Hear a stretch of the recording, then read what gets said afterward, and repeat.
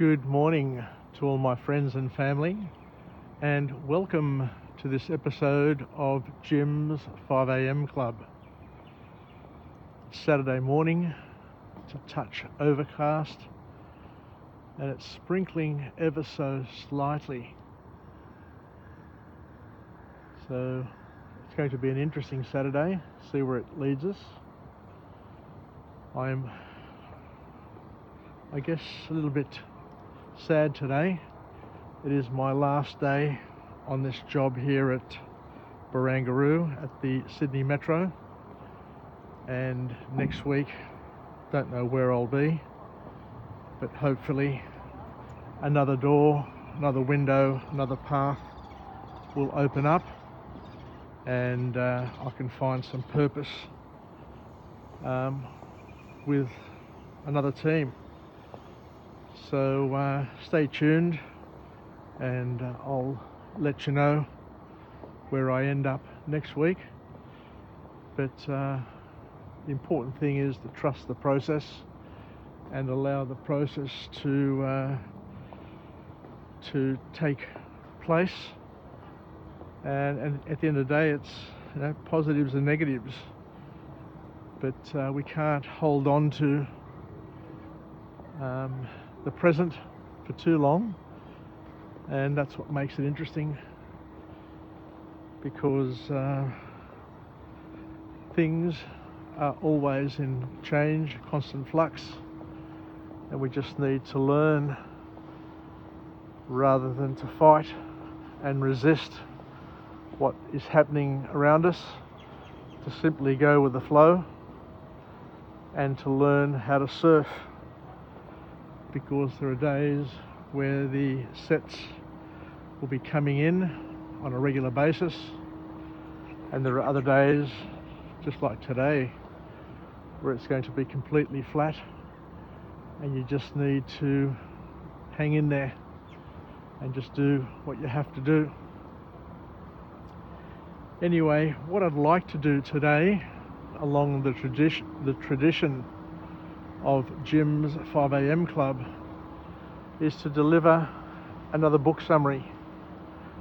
And the book summary that I'm going to step through today is entitled Discipline is Destiny, by a really good author known as Ryan Holiday. So the first key point to come out of this book from this author is that you don't always need to be amazing, but you do always need to show up. And what matters most is sticking around for the next opportunity to go to the crease and to have a bat, which I guess is a timely sort of message. A good message for me today is in the term that, in the form that I just need to continue to turn up, and the opportunities will present themselves, and it's up to us to make the most of each and every opportunity as and when it arises. And Ryan uses a wonderful metaphor to help us process and understand these things a little bit better, where he talks about Hercules, who in Greek is known as Heracles. And at some point throughout his life, we learn that he finds himself at a crossroad with two separate women pleading him to take their path. So he can go in two separate directions, and those two separate directions are personified by two very, very different women who are pleading him to take their path. On the one path is a half-naked, extremely beautiful woman who offers Heracles a life of pleasure and absolutely no pain. So a life of indulgence where he can do whatever he wants, whenever he wants, and just enjoy every moment to its sensual perfection. And the other woman is a woman who is pretty but more conservative, with a humble promise to Hercules, to Heracles, of reward only for the things that he earns through honour, courage, deeds and hardship. Only gets rewarded for the things that he deserves and that he earns through honour, courage, deeds and hardship. A path that will help him become who he is meant to be. So we've got this analogy, we've got this metaphor that presents two paths in Heracles' life, which I guess can be seen as the two paths that each and every one of us face in our lives. A path of vice and a path of virtue. And it's up to each and every one of us to pick a path, knowing that depending on the path that we pick will determine whether or not we lead a life that takes us to a place of fulfillment, a place of happiness that is gained by what's the word I'm looking for? By earning it through honour, courage, deeds and hardship. So what this metaphor is suggesting is that in order to be fulfilled in life, in order to be happy in life, what you really need to do is to engage pain and discomfort, to do the things that are difficult in order to gain the pleasure and the happiness and the fulfillment that has purpose, that is really resonates with our human person. And this path also enables us to become the person that we're truly meant to be. So we all have a choice. We are all created in God's image, which means that each person has been created with elements of God's greatness, but we are created with small pieces, small doses of these elements, and we are all created with different combinations of these virtues, of these elements, and it's up to each and every one of us through our deeds, through our works, through our thoughts, to forge a path through life by combining these different elements, these God-given charismata, these God-given gifts, to enable us to become who we're meant to be. So every person has a different past. Every person is going to experience a different now, a different present. I am here, you're somewhere else. We're going to experience it in a very different way. We're going to create different perspectives. We're going to create different slithers of reality. And all of those experiences that we gain moment by moment are going to compound and are going to be added sequentially to the previous slithers and the previous experiences that we've had to form our worldview And that worldview will enable us to make sense of the world that we live in.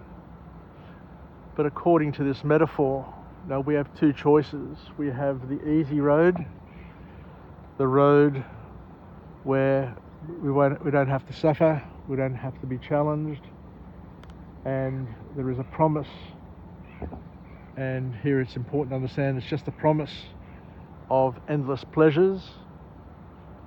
Or we have a difficult road, we have the high road, the hard road, where we need to challenge ourselves on a daily basis and to push ourselves and to battle through discomfort, pain, uncertainty, fear, to try and get to a place that we're meant to be.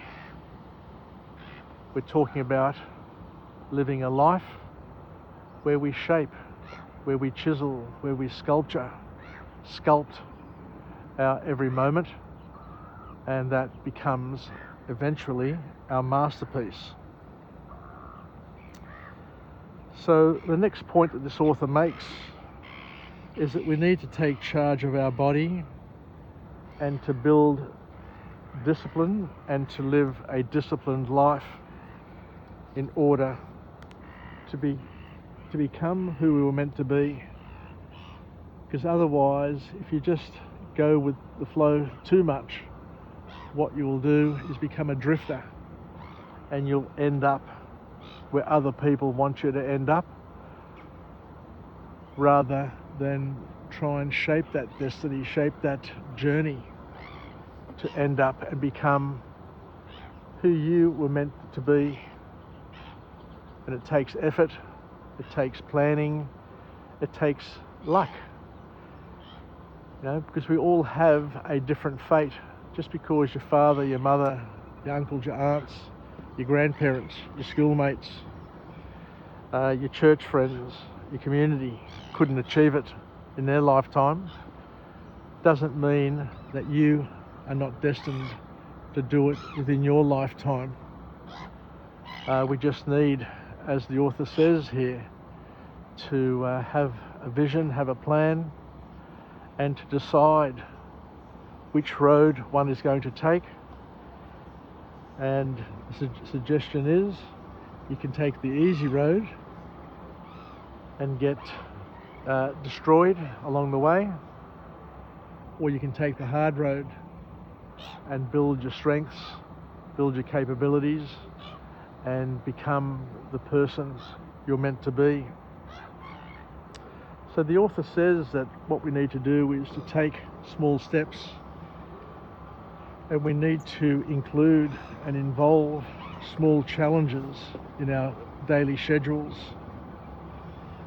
We need to sleep early and build momentum and do a variety of things throughout our lives, and do lots of small things regularly, because doing a lot of small things regularly is much better in the long term than doing a few big things and cramming it in along the way. The author gives us an example of a sports person with the name of Lou Gehrig. Lou Gehrig, who played 2,000 games straight. That's phenomenal. 2,000 games straight, and all he did was he promised himself at the beginning of his career to simply turn up. Just turn up every day. It's quite powerful. And the next point that the author makes is a powerful point as well. And he says that you can only be happy in life if you practice restraint. We need to moderate our minds. We need to hold ourselves back and to be controlled to a certain extent in what we do and how we do it. Because vice is constantly calling us to pleasure. to instant gratification. And what we need to do is we need to fight and not give up into these impulses, as they will not lead us to fulfillment, and that everything becomes meaningless if we do it all the time and we don't have challenges. So what the author here is suggesting in terms of a lesson, a life hack, is that we need to be mindful, we need to be careful not to allow ourselves to do things over and over and over again, because what will happen is you just get sick of it and you lose your focus, you lose your passion, you lose your momentum. It's important to turn up, but to not just turn up and turn up to the pleasure palace every day. What we need to do is we need to turn up to a day of challenge every day.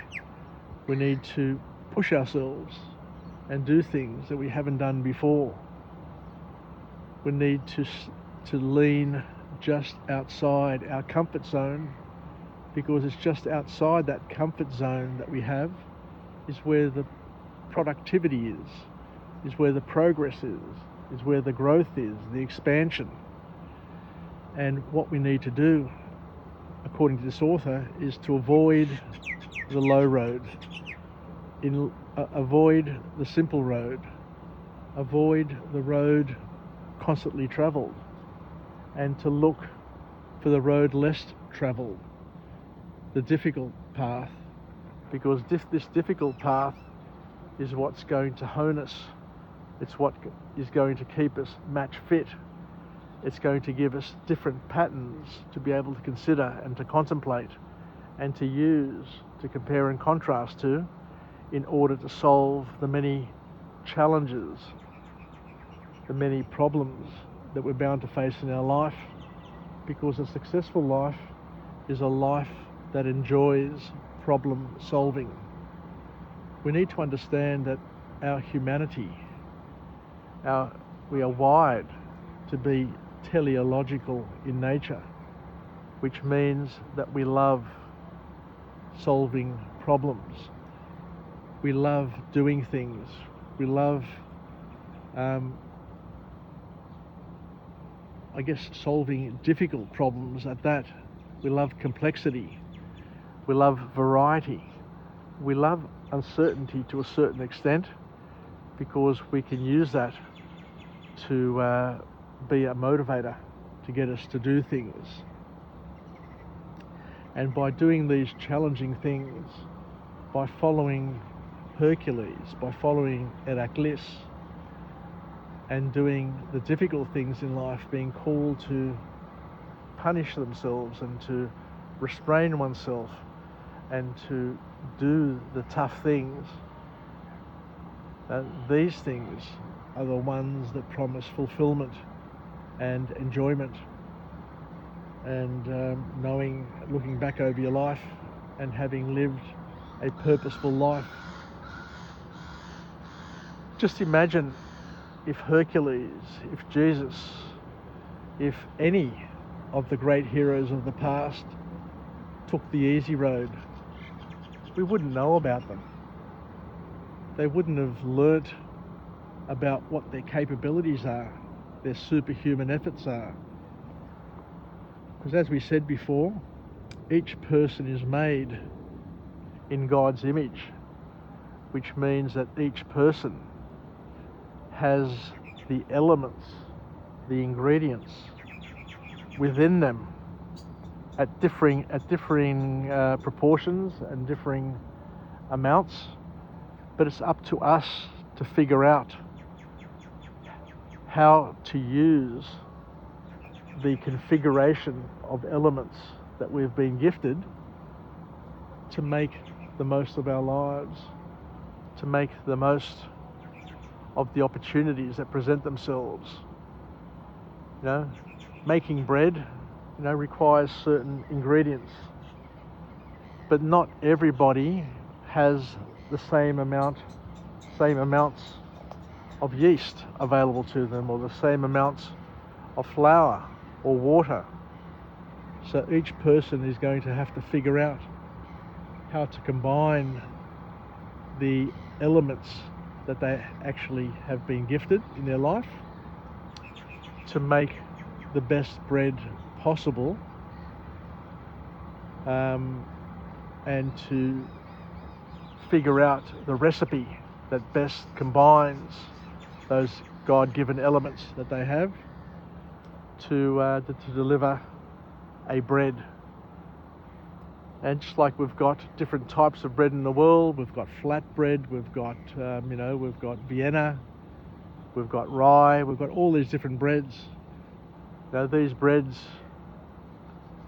have all different recipes and different ingredients, and it can be used as a metaphor and an analogy to how each human is as well, given that we've got different levels of ingredients to be able to piece together. So the author then goes on to use an example of Buddha, saying that Buddha was born in a castle, and yet he felt miserable. He was born in a place of prestige. He had everything that he possibly needed to be happy, and yet he remained unhappy, miserable. So what he was able to find was that not by having everything doesn't necessarily lead to happiness, because life has its ups and downs, and we need to learn to make the most of those ups and downs, to enjoy those ups and downs, because it's those ups and downs, according to Buddha, that are our salt and pepper. But we need to pause. We need to think before we act and react, and assess our feelings, and we need to have a compassion to ourselves and others. Stay calm and do the right thing. Work and steer the course without alienating others. That's an important point that the author makes here. In our lives, we need to do things, but we need to do it in a way that we're not alienating others. That's easier said than done, because many of the times in our lives we get to do things, but we don't consider the first, second and third level consequences of our actions, which could be alienating family, could be alienating friends, parents, and causing grief to others. So we need to be mindful, I guess, is the best way of looking at it, and to think about what we're doing and how it could be impacting others around us. Anyway, thank you very much for joining me on this episode of Jim's 5am Club. I think it'll probably be the last one I do for a while from down here at Barangaroo. And as I said, from next week, I'll hopefully will be at another site somewhere in Sydney, and see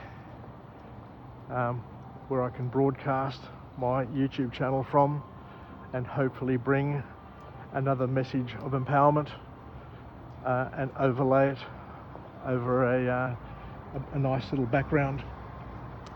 Take care, everybody. Yasas, and bye for now. Cheers.